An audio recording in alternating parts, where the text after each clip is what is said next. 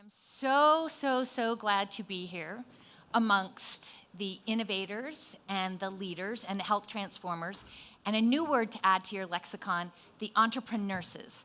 And I brought my posse along with me because when we talked about linking arm in arms and having that group, that set of people who are down in the trenches with you to help make these changes happen, that would be this group called the nurses. And I brought a few of them along with me today. So if I could invite my guests up here, Molly McCarthy, Christy Henderson, and Lynda Moyer.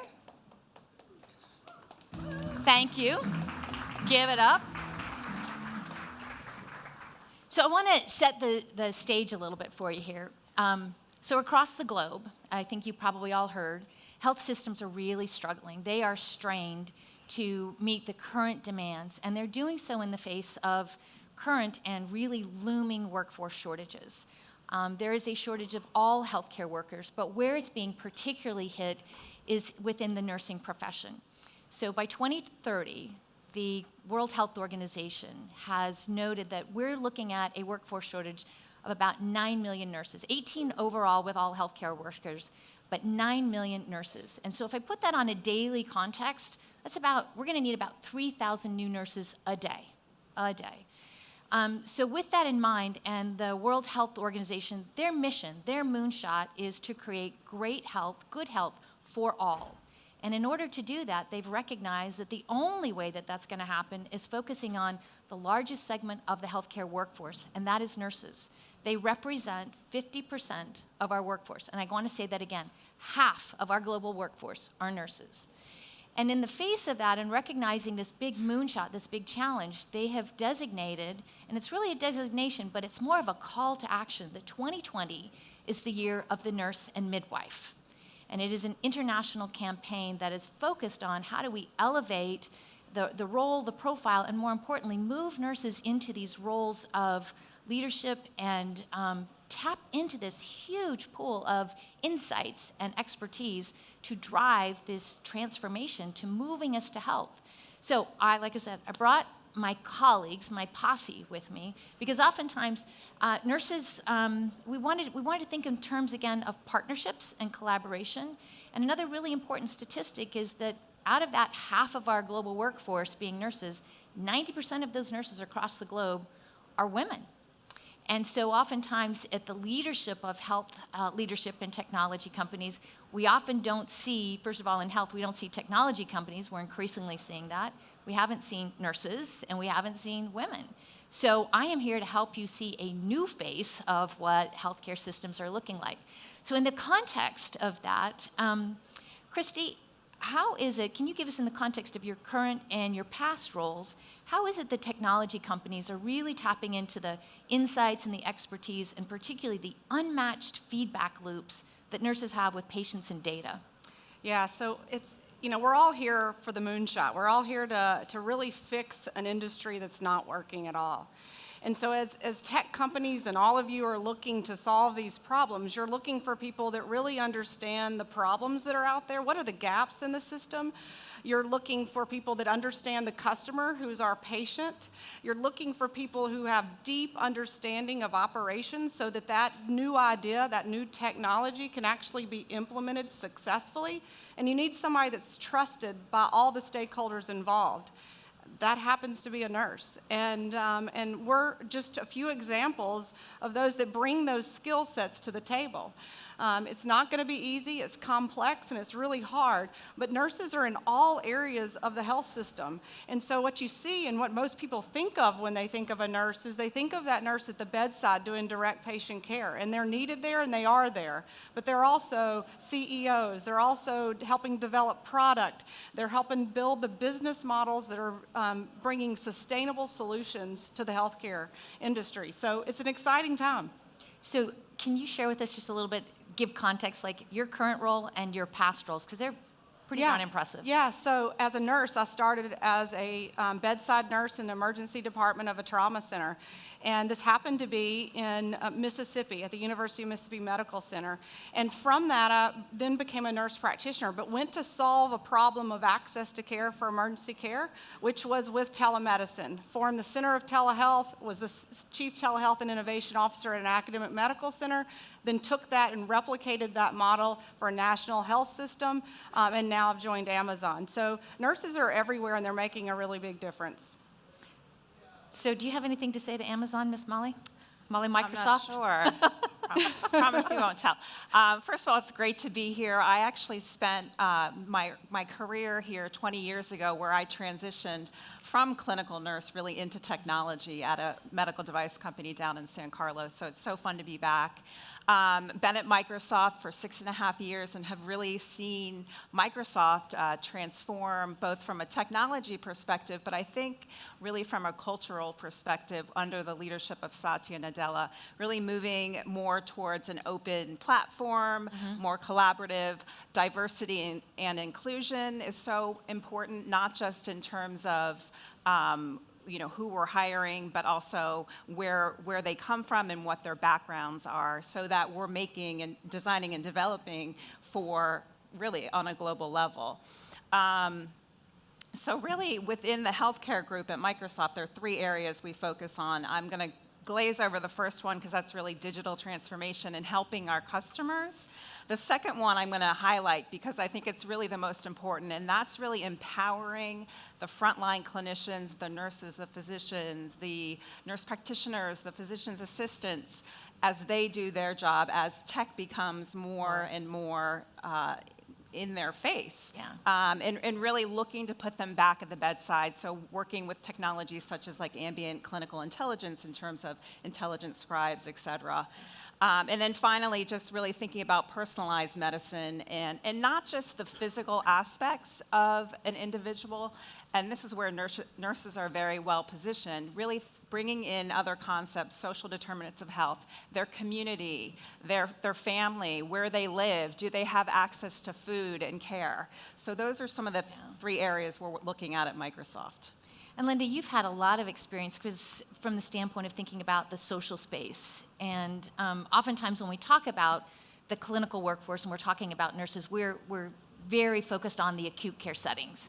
But with your role in some of the startups and some of the other technology companies, you've really had a focus on people in their homes, their native environments when they're not in healthcare systems. What have you experienced there? Sure. I've seen a lot of roles where they're looking specifically for a nurse or clinician, and otherwise not, and where nurses could uniquely add value. Everything from operations and mapping out workflows to product development and management, really getting those insights from the users, to marketing, sales, business development, implementation, and customer success. These are all areas where nurses have unique insights and can add value. Yeah. Well, when Z-Dog was up here, and gosh, I just want to give a shout out to Z-Dog for all of those nurse videos that he has. They're great. And I think my favorite one is the man in the mirror. I don't know how many of you enjoy that one. But one of the things that he mentioned was the importance of gaining trust. So every year, the Gallup poll surveys the public to understand who they trust and by how much, by what degree. So just last week, the Gallup poll released their results, and 18 years in a row, nurses are the most trusted profession. And not by a little bit, by a lot of it. And that trust is earned every single day. Millions of interactions that really help to build the public's awareness of how you would interact with a nurse, why you would interact with a nurse. And trust really, really matters. And Christy, as so many of the roles that you have had to bring out new products, new ways of delivering care, and trust is really important in that. So can you speak to how are the tech companies leveraging the trust dividends that nurses have to help us think about care in new and different ways. Yeah, I wish it was as easy as buying a new technology solution and just implementing it. Unfortunately, there's humans involved and there's behavior change. So it really does mean that you have to build trust. If you're going to get engagement, if you're going to get adoption, you've got to have somebody that's a trusted partner in that process, and that means somebody that's listening, somebody that understands on the front lines what's really being done and how we can implement it in the best way. And so, I guess my new slogan of the day is, if you want to make a change, hire a nurse. And Lynda, you've been doing a lot, your stint at Facebook.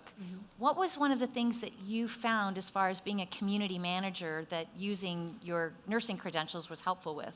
Yeah, so I was involved with strategic partner relationships for the health communities. There's millions of people using the group's platform to provide education and support to each other, bypassing the healthcare system, realizing there's gaps.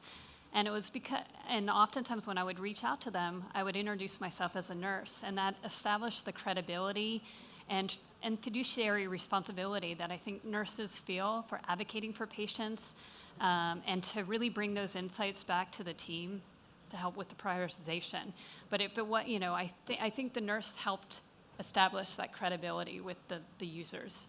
And you've seen a lot of that with the new product developments that you guys have. You have so many different partnerships. Right. How does that play into developing new partnerships and collaboration when you're walking in with, hey, let me show you this new shiny technology, and how many people have PTSD about a new Yeah, shiny well, technology? I think, when I came to Microsoft 6.5 years ago, it was really during the kind of closure, to some extent, of EMR implementation, and not many people were thinking about the cloud or moving to the cloud within healthcare organizations.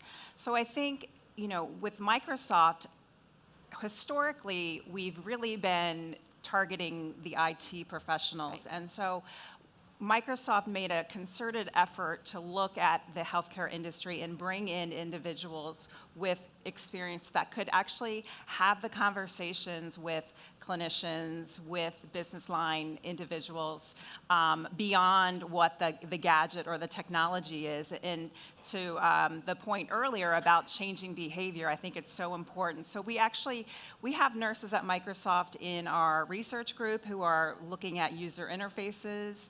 We just hired a chief nursing information officer, one of my colleagues, and we actually, one of the areas where I really feel like in the future is our customer success unit. So doing that implementation, so not just with Microsoft, but with our partners as well. I think it's so critical to have those conversations where I know, okay, you've been here before, you've done that. Immediately, you're put on a different credibility level than someone else, quite frankly. Well, the other question, so the new role that I get to have is as a host of the new podcast called See You Now. So it's being, when we talk about collaborations and partnerships, I'm really excited to be collaborating with Johnson & Johnson in the American Nurses Association on bringing you spotlighting the stories around human-centered innovation that are being driven by nurses. And one of the insights that we have been surfacing, a lot of this through research that Johnson & Johnson has been doing in their Future of Nursing campaign, is that people really don't know what nurses do. They don't necessarily understand all the different places where they are innovating. And one of the pieces that we found as far as why trust is so important is that on a daily basis, nurses are trusted with billions of dollars of pharmaceuticals, of technologies, of data. Data. That's a really big one, and increasingly so, but also our most precious assets, the people that we love, the people that we care for. And as you guys are talking with your customers and your clients, and then also a lot of the startups that are coming to you, how can you help them leverage this understanding of how important it is that when people are sharing with you really intimate details of their lives, really sensitive data, how can we build the trust to say that it is safe and secure and it will be protected? Have you got any insights? You've been doing so much with the American Telehealth Group. What are you guys doing to send that message out? It's about education and awareness. To your statement earlier at the very beginning, people don't really know what all nurses do and their capabilities. And so it's around just, okay, don't worry about the letters behind somebody's name. Look at the skills and characteristics you need in an individual. And go out seeking that, but that means you need to open your eyes in your candidate pool and make sure consciously that you're intentionally looking at a diverse group and not going out there just for letters behind a name. And so if we've talked about the things that are needed to really make a difference, and we've told you that there's nurses that are exactly meeting that profile, make sure they're in your candidate pool and really are being very thoughtful, intentional about potentially adding them to your team. You won't be disappointed. In fact, I think they'll exceed your expectations. Yeah, and I think, to that point, Christy, it's really smart business, as you were mentioning before, the percentage of nurses in the workforce in the U.S., in the world, and think of it from a market perspective, how you can penetrate market with these folks, not only helping with design and development, but the implementation. And truly adoption. You're not going to have a new technology implemented or adopted in a healthcare setting without the involvement of nurses. Yeah. And the two hashtags that I work with quite a bit is hashtag technology needs nurses. So part of that is identifying what the unmet needs are. And if you're designing a product and you're trying to solve a problem, to really understand the problem. The other one, speaking to this nursing shortage, is hashtag nurses need technology. There are so many problems that really need attention, so many needs that are unmet. And so Lynda, you've been very focused out in the community. What are some of the very specific conditions, populations, processes, procedures where you've had direct contact with the public saying, here's what I need help with? We've got all of these entrepreneurs out here. How can we help them focus on what problems actually need to be solved? Yeah, no, great question. I think the two areas that I've been really interested in and where I think my clinical background brought unique insights was data analytics, so bringing insights and efficiencies from this data, and then also patient engagement and behavior change, and especially in regards where I've been focused is chronic care management. Yeah. So diabetes, hypertension, heart failure. CHF, COPD, asthma, chronic conditions. all of them. All of them. All ages, right? All ages. All ages. And then the other part is the locations. I mean, technology is dramatically changing who's delivering the care, where it's being delivered, when it's being delivered. You really are sitting in that company that's really thinking a lot about delivery of all of that. What are the new opportunities for where care can be delivered?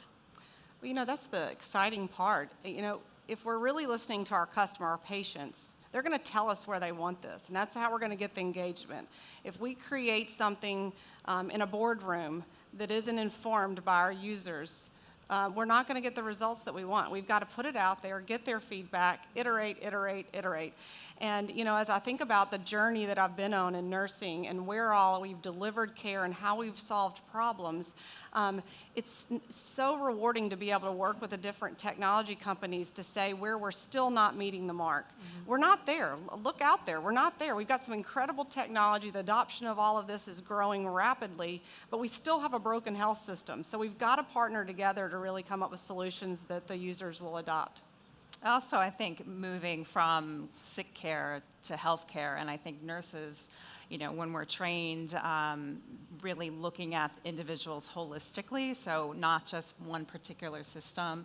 So I think nurses are well positioned to help that transition as we move towards more of a preventative model. So given where you guys sit in your companies, you have very senior roles. And what I'm curious is, as these tech companies are thinking about how do I solve these problems, I don't think that the call to action has been ask a nurse. But Chrissy, have you got some guidance or tips that you would offer to tech companies? How would be the best way to leverage the skill set that nurses bring to this? They need to be embedded in the teams. I mean, from the very beginning all the way through to deployment. Mm-hmm. Your product is going to be better. As you're getting stakeholder input, have that nurse there. They're speaking on behalf of oftentimes women, the highest user of healthcare and the decision maker for families. They are the ones that can help you understand where your roadblocks are, what customers are going to think of it, if there's going to be trust issues from the patients, all of those things. So have them all the way through the process, and you'll be successful. Lynda, you've had these roles in startups and early stage. Where do you see the value of startups and early stage companies engaging nurses and diverse voices? And we have not mentioned the people who are the experts in the conditions, frequently known as patients. And you are so close to that voice. And that is one thing, is that sometimes it can be hard to engage an entire patient population, but it's interesting by engaging nurses, it's a proxy for, because they can see the wide range of the way the human condition shows up, and it is frequently really messy. Yeah, my first startup, we were doing predictive analytics and operation modeling, and I worked with the founder, who was a computer scientist, a data scientist, and an architect, and we'd go into these health systems to try to understand where we could bring efficiency. And it was because I was a nurse, I was more comfortable speaking the language, understanding the environment. I could ask the probing questions, and then when the models came back, they're not perfect yet, and there's bias and things, and so really asking those questions and assessing, is this model correct? Having that background really brought a lot of value to the team. Yeah, I would agree with that. Just to tag on, I think when I transitioned from my clinical role to a product development role, I really sat in between the customer and our product engineering group, so software, hardware engineers, and was able to be that translator and really help them develop specifications that would truly meet the needs of the end user. And I always like to end on a very positive thought.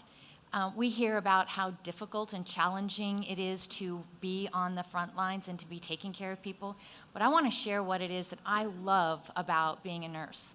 I love and appreciate the honor that it is to be in a very sacred space, to have people be at their most vulnerable when they are scared, when they are hurting, and to feel like just being present to them, being in a place where I can say, I see you. I am here, and you will not be alone. And there's a great deal of satisfaction and a touch of humanity. So oftentimes, we hear about all of the really big challenges, but I really like to leave you on a note that this is good, big, important, beautiful work that we do.